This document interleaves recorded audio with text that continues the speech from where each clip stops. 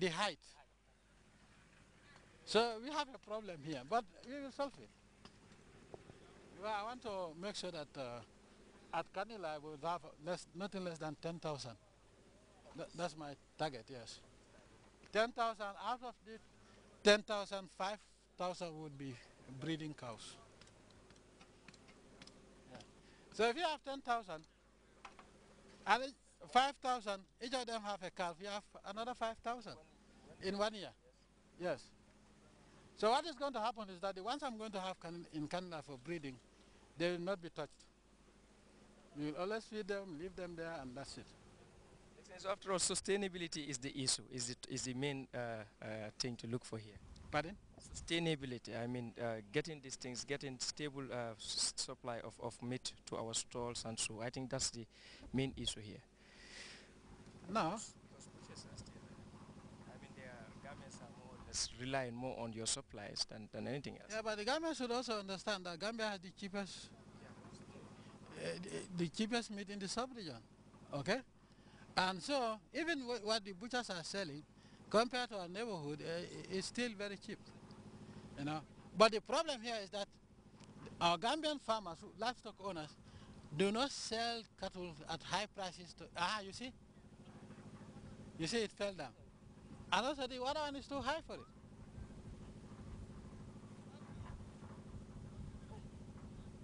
Yeah, almost the same size. And look at it, just fell down just like that. So you can imagine what will happen to our own Ndama cattle.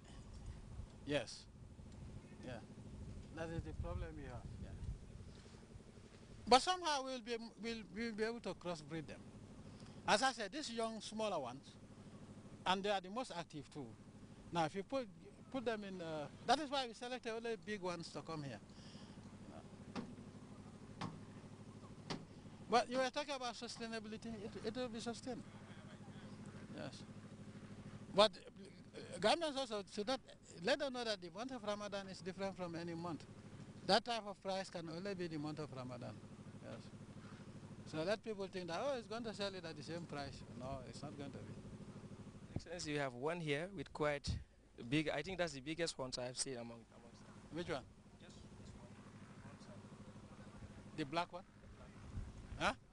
black one, yes. What makes you think it's the biggest? This is not the biggest. I mean in terms of the horns. The horns? That's the one with the biggest horns I've seen so far. Yes, so far. Yes. It's difficult to see many colors. Multicolored cattle. When you look at this, it has 3 colors. Yeah. But here I cannot tell you which one is the biggest. Unless you weigh them. But I can tell you from their height how old they are. These ones are, these are 3 years. The biggest ones are 3 years. What is the secret? How do you know that? You look at the face or the... No, because they are supposed to weigh 500 kilos. Yes. You cannot look at... This one may have 500 kilos, but the others, like the one that fell, cannot have 500 kilos. I realize the longer you stay with them, or the longer you stay, do practice farming, the more you develop your own method, your own techniques of identifying. I can see that. I was born in a family that had cattle. Our fathers had cattle. Our father had a lot of cattle, and because of that, we couldn't enjoy those things that young people in Fonyi used to enjoy, going wrestling. Even Tawaski, they tell you, okay, you release the cattle early in the morning, and by 4 o'clock you come and tether them and then go and enjoy yourself. And you felt they were torturing you at that time? Well, that was not fair.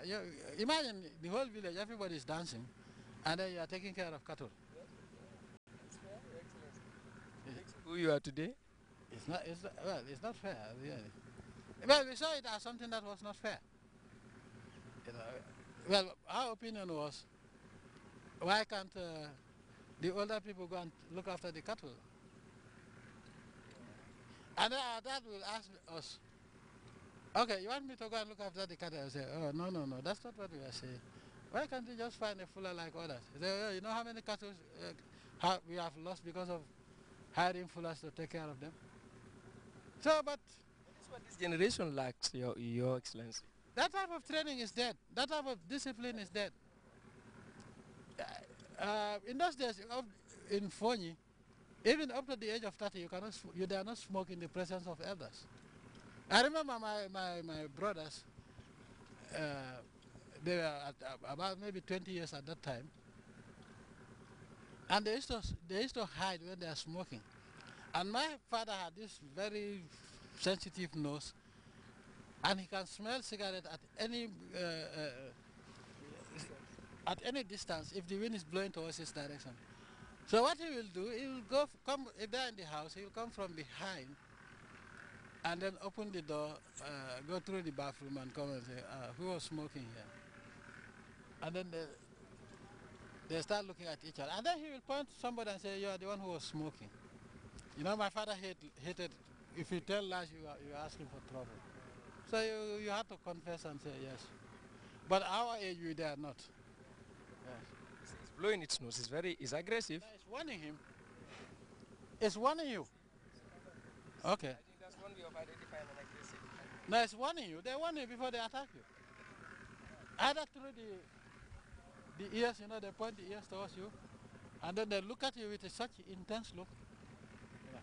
Now, because it was alerting them, you see, everybody is looking towards this side. But still, there are a lot that are not eating. And you see, this camouflage one is all not allowing anyone to eat.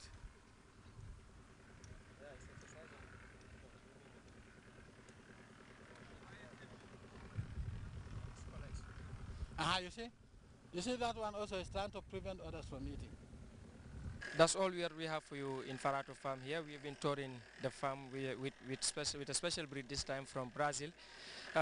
They have been brought here by His Excellency the President. I think they have been here for some weeks now. And they are beef cattle. We are just being told that he will also bring in a lot more for crossbreeding here. It's from Alai Abdunjah here, and together with Alai Sankung Fati, Njai Taru, we are saying goodbye until next time.